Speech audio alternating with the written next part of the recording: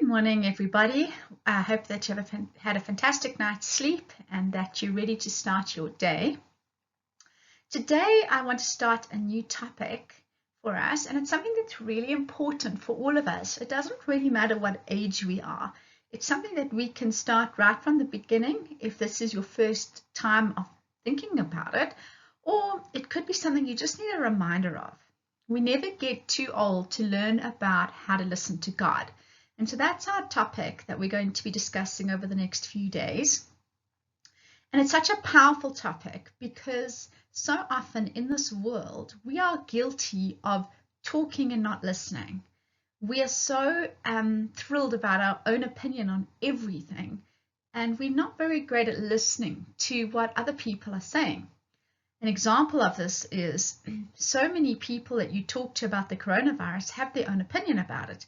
But very few of them are actually doctors who are working in the field of medicine and trying to help, or very few are people who've suffered from the virus.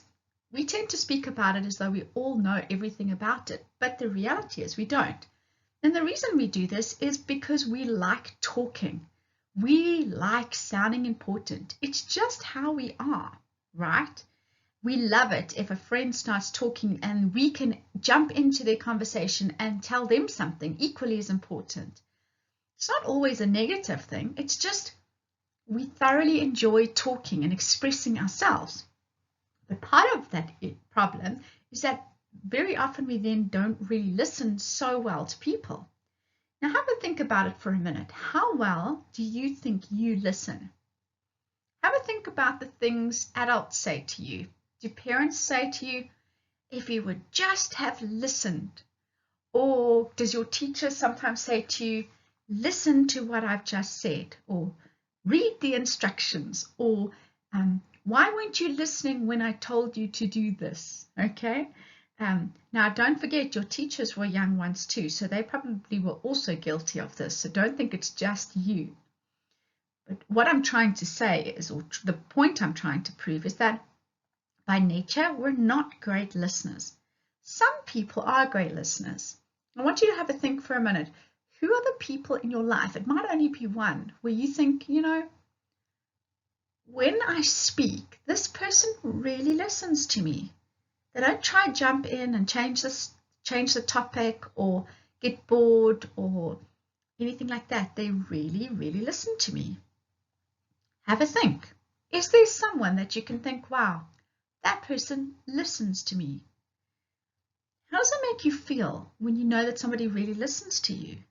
Even if they've got a very different idea about the topic or a different experience even, but they still listen to you. They still hear what you have to say. They listen to the end. You can hear them thinking about what you're saying. When somebody listens to you or you listen to someone, it makes them feel special. It makes them feel valued. And it's because they're giving you their full attention when they're listening to you.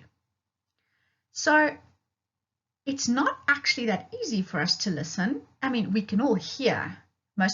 Those of us who have hearing, we can all hear. But hearing and listening are not the same thing.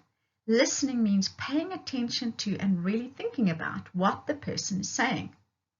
Okay, so that connects us to today's topic, which is listening to God. Wow, now some of us might be able to sort of hear from God regularly, and it's part of our lives. We might have had faith since we were very small, and hearing from God could be very part of your normal day-to-day life.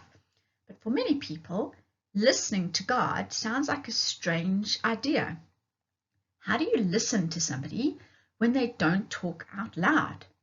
Now, we know from the Bible, God did speak to people in the Old Testament by using a voice, or he would appear in some way, in some form to speak to them. And so they would actually hear his voice. But goodness me, it was very, very rare. Even when Jesus was baptized, all of a sudden the heavens opened and a voice spoke and said about Jesus, "This is my son, of whom I am well pleased." But it was so uncommon to hear an audible or an out loud, something that you could actually hear. It was very unusual to hear the voice of God in that kind of a way. But God does still speak. So we don't have to use our ears, but we do have to use something else. So this week I'm going to be talking to you about what it means to listen to God. Because the reality is that He is speaking all the time. And He delights in showing us His ways. So today's verses, I've actually chosen 2 today because they fit nicely together. The first one is Psalm 46:10, and it's just the first part. So I've put 46:10a, and it says, "Be still and know that I am God." Part of our issue with hearing God is that we're not still enough to listen. We're not still enough to think, to sort of think, is God actually trying to communicate to me? If we're running around all the time and always on the TV, watching TV, or on our tablets playing games, or chatting to our friends, or busy with people all the time, if we don't draw aside for a bit on our own and be still and actually choose to be quiet and to think about God and to ask ourselves, is God saying anything? We don't take the time. So that's the first verse I want you to think about, is how often are you being still in order to hear from God? Now, you may never have done that before, so why don't you try that today and maybe to get your timer out for 5 minutes and go into your bedroom or somewhere where you can be alone, or into a garden or patio or something like that. Put your timer on for 5 minutes and sit there without doing anything else and speak to God and say, God, is there anything you would like to tell me? And don't do anything for 5 minutes. I bet you it's going to be really, really difficult. 5 minutes is going to seem long. But give it a try and see if you can do that more than once this week. You might be surprised at how you start to hear from God in ways that you didn't think might actually be God talking to you.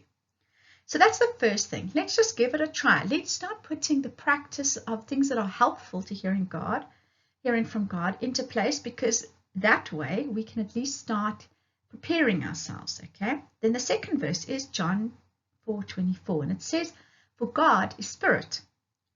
So those who worship Him must worship Him in spirit and in truth." Well, this verse is actually quite helpful, because it reminds us that it is very unlikely that you're going to hear God's voice out loud, because He's not in a human being form. Okay, God is spirit. So when we want to hear from God the Father's heart, what is He thinking? What is He saying? What direction might we need for our lives? We have to realize that we're not listening for a voice like a man or a woman's voice.